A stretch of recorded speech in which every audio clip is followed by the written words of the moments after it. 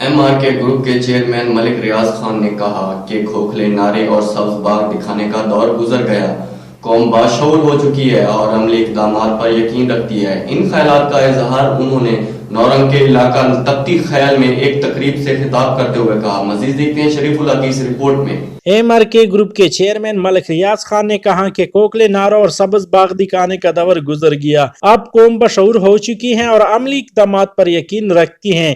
ان خیالات کا اظہار انہوں نے سرائے نورنگ کے علاقے تختی خیل میں ایک شمولیتی تقریب سے خطاب کرتے ہوئے کی۔ تقریب میں حاجی دل نواب خان اور حاجی گل فراز نے اپنے خاندان اور ساتھیوں سمیت ملک ریاض خان کی حمایت کا اعلان کیا۔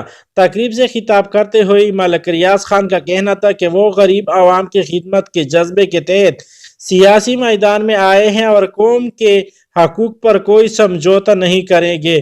انہوں نے اس عزم کا اعادہ کیا کہ اگر قوم نے ان پر اعتماد کر کے خدمت کا موقع دیا تو وہ کسی صورت انہیں مایوس نہیں کرے گی اور عوام کی فلاح و بہبود، معاشرے کی ترقی اور خوشحالی کے لیے اپنی تمام تر توانائی بروئے کار لائیں گے۔ کیمرہ مین رفیع اللہ کے ساتھ شریف اللہ، راز نیوز، لکی مروت۔